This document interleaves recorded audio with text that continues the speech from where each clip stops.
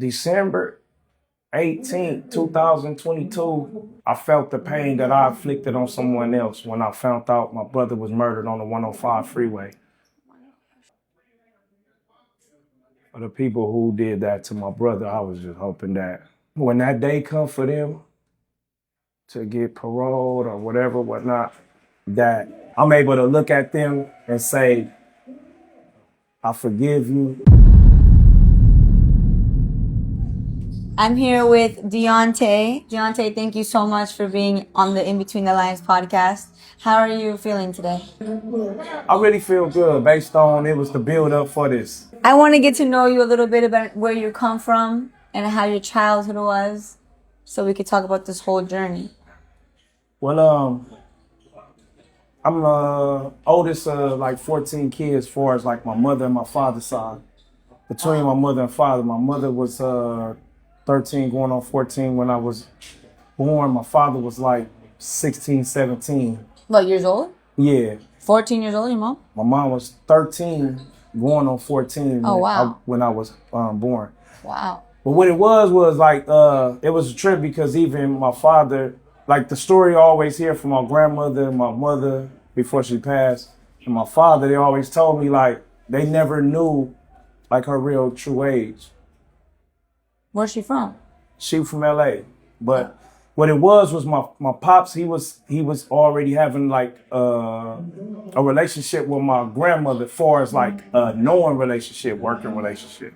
So the daughter, he never knew that she was the age she was, which I don't look at it like in a bad way now because like growing up, I understand, like growing up in the hood, like we understood, like, I mean, that was just regular. Things were different. Yeah, but then I'm gonna say like, I was upset.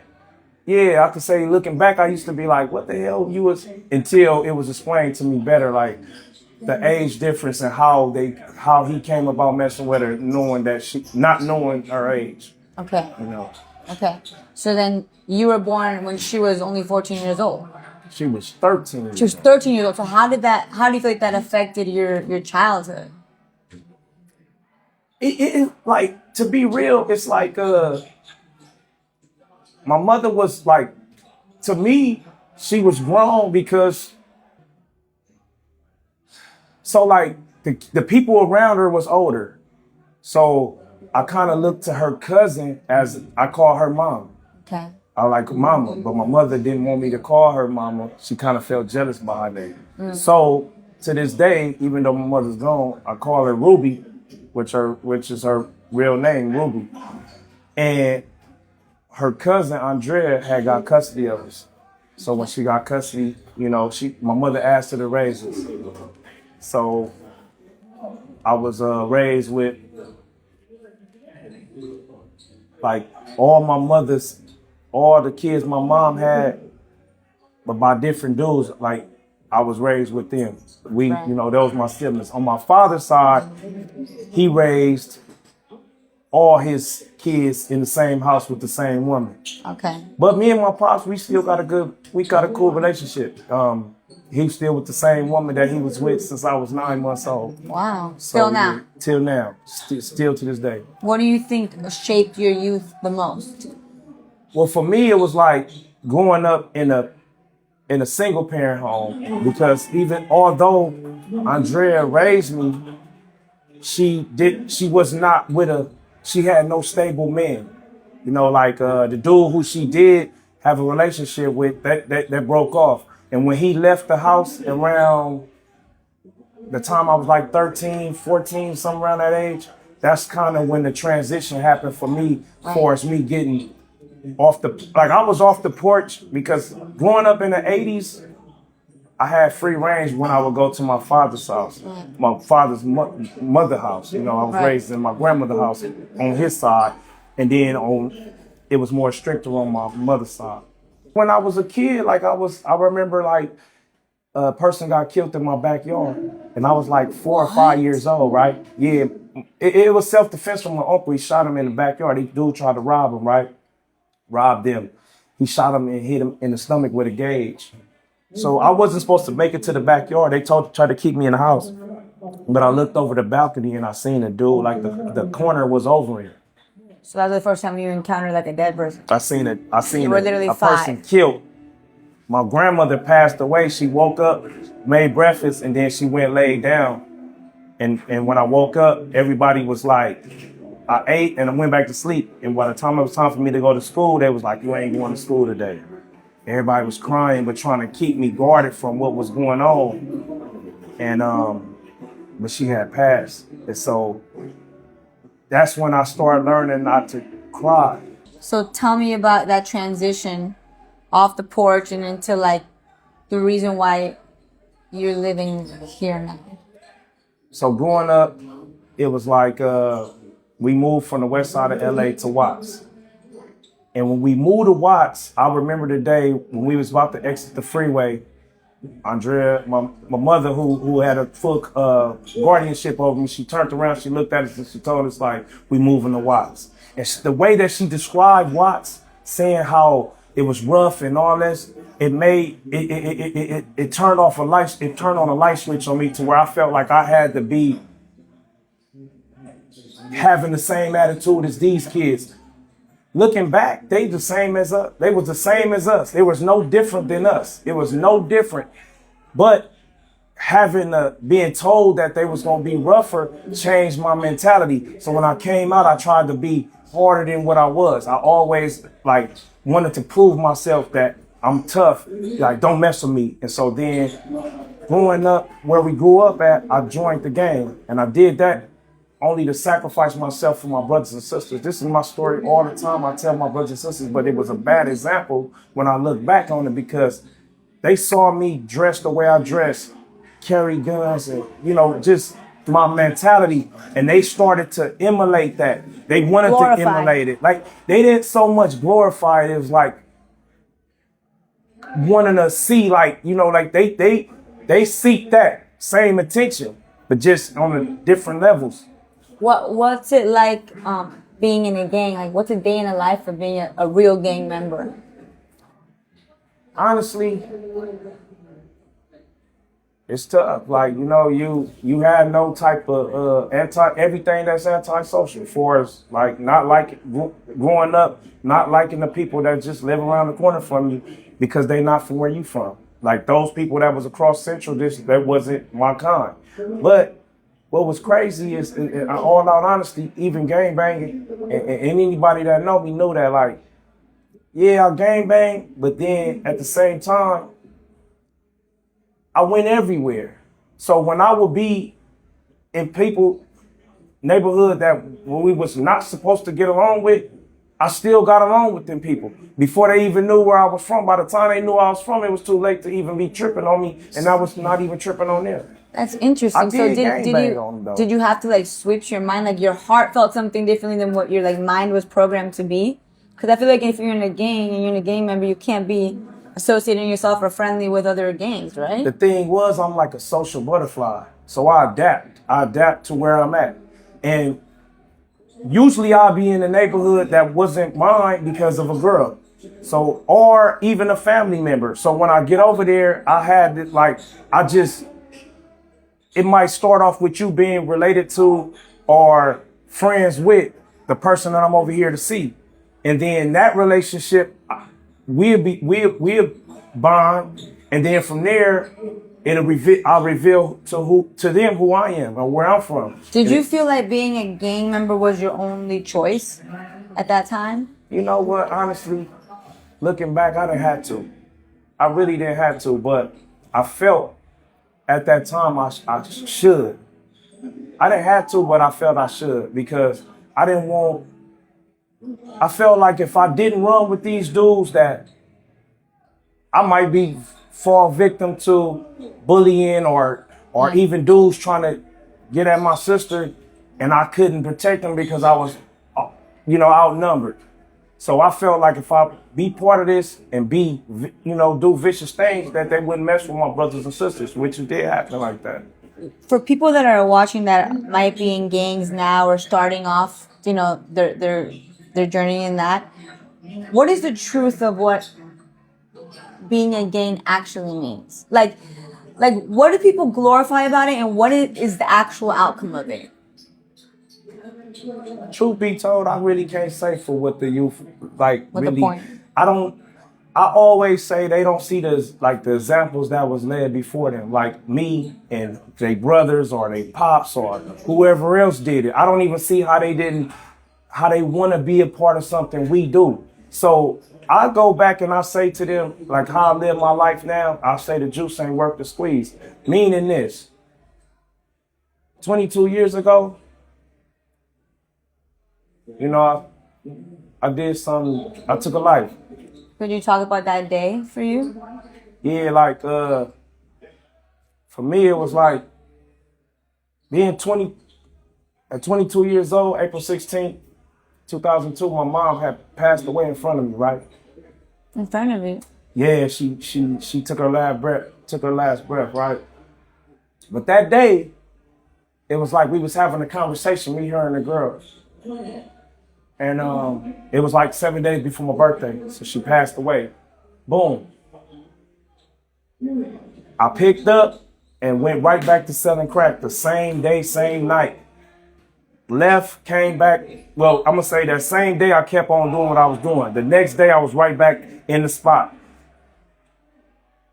60 days later, after I buried my mother, the same two people that sold dope with me in that same house got murdered. Right? People looked at me and told me, hey, homie, like, you shouldn't be out here crying.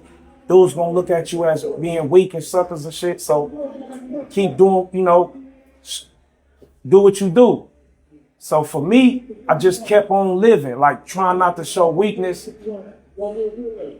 thinking that somebody would come after me next. If I did, let up.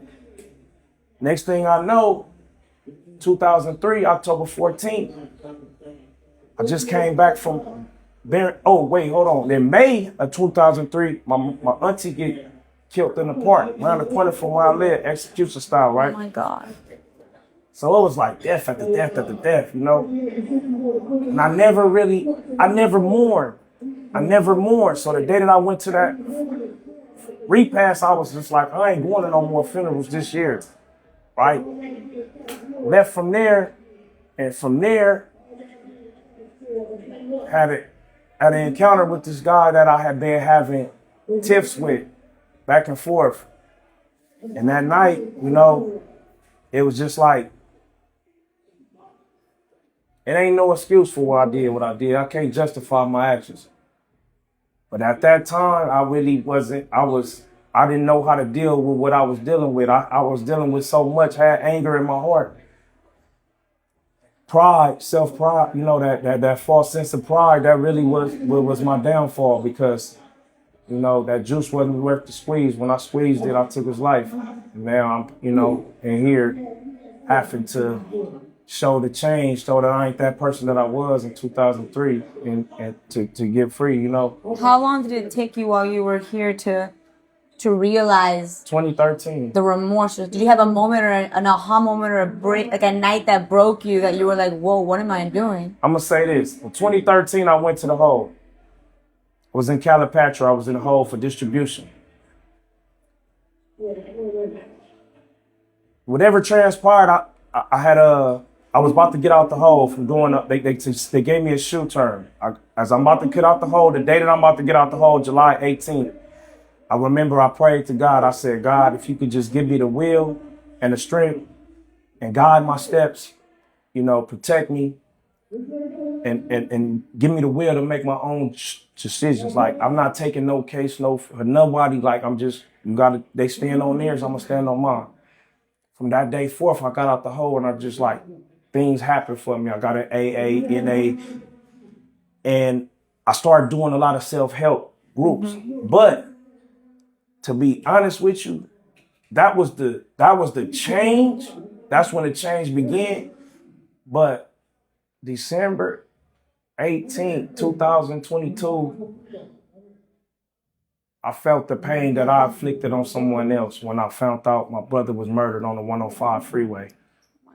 And that was 3 days after he had been dead because he was murdered and the body was identified 3 days later. The girl that was with him didn't even know his full real name. Wow. So Wow. that day was the day that I understood what it felt like to take a life. Like I understood what that felt like to be that person on the other end of hearing that their family member was murdered. Wow. So when that happened, that's when it was the change for me. Like I was like, shit, people expected me to be mad. Whoa. People wanted me to be mad. But like my family, my brothers, my sisters. And then it came down to I was just sitting there and I was like, for the people who did that to my brother, I was just hoping that when that day come for them to get paroled or whatnot, found suitable, that I'm able to look at them and say, I forgive you. And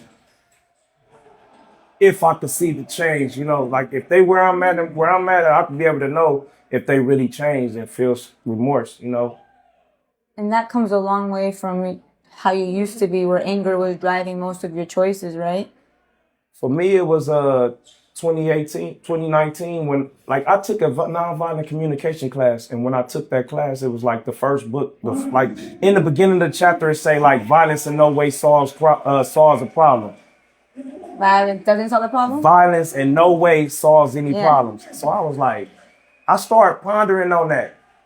And that's when I made a decision to say, I can't use violence in a way to solve nothing. Like it really don't. It really don't. Hurt people. It's just perpetual. Like, so I'm just like. So this journey that you're on of healing and changing and evolving has taken a long time. Oh yeah, it wasn't easy. It didn't just happen overnight. I'm still human. I still get upset, but it's just I channel that now. Like I got tools to work on that. Like, what has been the most helpful tool for you in this process? Honestly, for me, it was the support system. Like here, but nah, my family, my people's never left me like this whole time. Like the people that you expected to just be like shameful and you did that and now you got to deal with that. They stayed down with me this whole time. And even those that grew up knowing me when they was kids, now they even came back around in my life. Your kids too? Even my daughter. I just wanted to talk a little bit about days like this. What is it that it reminds you of? It's like feeling seen. Like it's a day of humanity. Like, here it is. I always say this, right? This what I be looking at it like this, like on a day of visiting, right? On a day of visiting, when a person coming to visit you, your loved one coming to visit you, guess what? That day is all about you. When that person woke up, they woke up with the purpose of coming to see you. Everything, they whole actions that morning and day was geared coming to see you. So today, I said it while I was ironing my shirt. I said, you know what? Today, a group of individuals coming to see us, and it was all about us. But we woke up today with the purpose of seeing y'all. Yeah. The day of humanity is like it felt like I know it's love coming. And then to see for me, because I was here I've been here, but I was here when y'all came the first time, and I still feel that same energy. And I love and appreciate all that this platform has brought to this yard. Like, I love this, and I was looking forward to this. I said even if it don't go nowhere but right here, I just was hoping, I'll get a chance to do this. Do you feel like that's a really common thing with, you have right now the voice of what a lot of these guys are feeling, to feel unseen or forgotten, or, not appreciated. Like, is that a very common feeling here? For some, but like my boy, I be doing the LWAP Alliance group with Christopher Stone, right? Mm-hmm. And I say it like that's like little bro.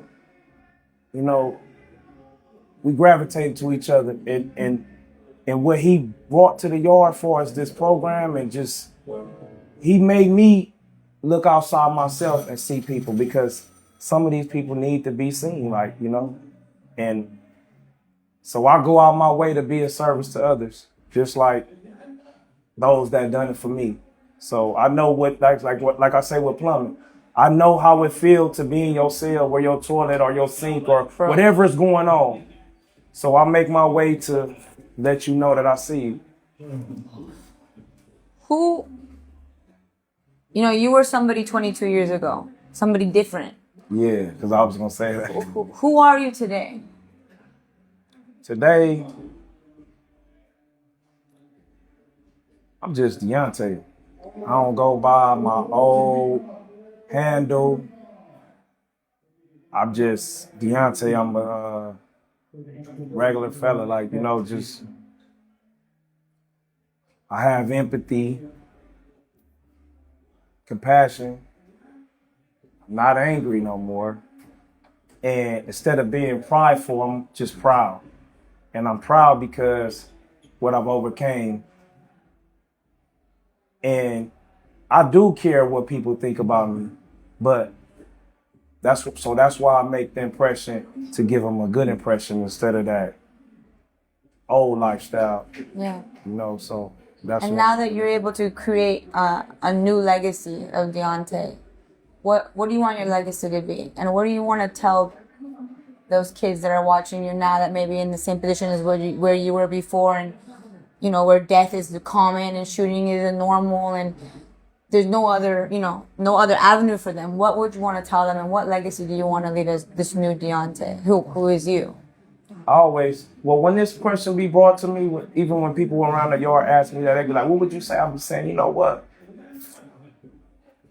Sometimes you got to say, when you see a person is headed down the road of destruction to themselves and to the community, tell them to just lock themselves in the bathroom and put everything in that they have in that bathroom. And meaning your whole life in one bathroom. And if you comfortable with living like that, then keep going on the path that you are. And if you're not, then get it together, because they got a place for you, and it's just like a bathroom. And then especially if it's two people in there, so you want to smell another man's stuff, then keep going down the path you're going. And then the other option is one that you won't wake up from. So I don't wish that on nobody. I don't wish this on nobody. So I pray that, if somebody hear this, they just say, you know what, I don't want to end up giving interviews from where he giving interviews from. Yeah. And you're going to hopefully in the future leave this place. And what are you most looking forward to? Being at the 2028 Olympics. Let's go! Being at the 2028 Olympics and the Dodgers game. Yes. That's, it's crazy because '84 I lived across the street from the Coliseum, the sports arena. So Forum? No, the sports arena. Oh, sports arena. When yes. The Olympics was in '84. I lived behind the sports arena across the street. So I seen the fireworks, and I just was too young to understand what was going on. But in 2028, I will very well be understanding of what's going on. I am so excited for you. I really think it's going to happen, and I know it's going to happen, and hopefully I'll be reporting the Olympics so that I can interview you there too. Oh, for sure. Well, Deontay, thank you so much for your time and your story. It's really inspiring, and I'm excited for the future. I'm happy for the present, and I'm grateful for the little piece of time that you gave us today.